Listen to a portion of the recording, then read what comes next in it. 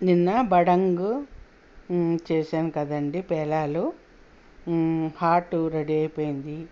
మరి స్వీట్ ఉండాలి కదా, ఖచ్చితంగా హాట్ ఉన్నప్పుడు స్వీట్ ఉండాలి. అందుకని రవ్వ లడ్డు చేస్తున్నానండి. నేను కొలత ఎలా తీసుకుంటానంటే చిన్నప్పటి నుంచి మా అమ్మగారు ఇలాగే నేర్పేవారు.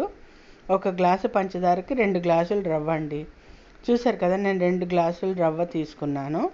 2 గ్లాసులు రవ్వ తీసుకున్నాను. అలాగే 1 గ్లాసు పంచదారని మిక్సీ పట్టేసుకున్నాను. పైన ఒక 2-3 చెంచాలు వేసుకున్నానండి, అంతే. ఆ తర్వాత కొన్ని యాలకులు కూడా పంచదారలో మిక్సీ పట్టుకున్నాను. 1 చెంచాడు పంచదార వేసి మిక్సీ పట్టుకున్నాను. ఆ తర్వాత మూకుట్లో నెయ్యి వేసేసుకుని జీడిపప్పు కిస్మిస్ కూడా వేయించేసుకున్నాను. అది కొంచెం వేగిన తర్వాత రవ్వ పోసేసాను. రవ్వ పోసేసి చక్కగా బ్రౌన్ కలర్ వచ్చేలాగా చూడండి, మీకు తెలుస్తుంది కలర్ ఎంత డిఫరెన్స్ ఉంటుందో. వేగిన తర్వాత చూసారా బ్రౌన్ కలర్కి ఎలా వచ్చిందో, అలా రంగు మారేదాకా వేయించుకోవాలి. చక్కగా కమ్మటి వాసన వస్తుందన్నమాట. రంగు మారిన తర్వాత పచ్చి కొబ్బరిని తురిమి పెట్టుకున్నానండి. ఆ పచ్చి కొబ్బరిని కూడా వేసేసాను. వేసేసి ఇంకొక 5 నిమిషాలు బాగా వేయించానమాట. ఎందుకంటే కొబ్బరి వేసాం కదా, పాడైపోకుండా ఉండడం కోసం. అది కూడా పచ్చి కొబ్బరి అయితేనే కమ్మగా ఉంటుందండి.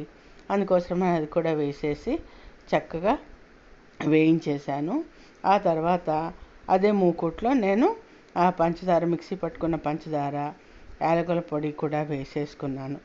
వేసేసుకుని ఇది ఇంకా కొంచెం గోరువెచ్చగానే ఉందండి. గోరువెచ్చన కాదు, కొంచెం చుర్రుమంటూనే ఉంది. అయినా పర్వాలేదు, మనము పాలు కాచి ఇది వేడిగా ఉంది కాబట్టి కాచి చల్లార్చిన పాలు పోసుకోవచ్చు. అదే ఒకవేళ ఇది చల్లారిపోయింది అనుకోండి, పాలను కొంచెం గోరువెచ్చ చేసుకుని మనము కలుపుకోవాలి. కాకపోతే ఇది వేడిగానే ఉంది కాబట్టి చక్కగా ఇందులో పాలు నేను ఒక 1/2 గ్లాసు పాలు పట్టేయండి. నేను తీసుకోవడమే 3/4 గ్లాసు పాలు తీసుకున్నాను. అందులో ఇంకా మిగిలిపోయాయి అన్నమాట.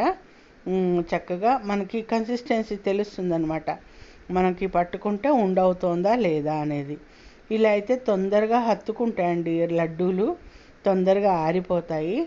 అయితే ఏంటంటే ఒక్కొక్కళ్ళు ఒక్కొక్కలా చేస్తారు.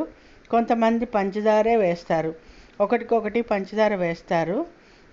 నేను అలా పంచదార వేయను. మా అమ్మగారు చిన్నప్పటి నుంచి ఇలా నేర్పించారు కాబట్టి నాకు ఇదే అలవాటు. 1 పంచదార 2 రవ్వ అన్నమాట. అయినా కూడా తీపి ఎక్కువగానే ఉంటుందండి. చూసుకుని కావాలంటే తగ్గించుకోవచ్చు మీరు ఎవరైనా. సో ఏంటంటే 2.5 రవ్వ పోసుకోవచ్చు. ఇది ఫ్రెండ్స్, చక్కగా లడ్డు చుట్టేసాను. నచ్చిందా? నచ్చితే లైక్ చేయండి, షేర్ చేయండి, సబ్స్క్రైబ్ చేయండి.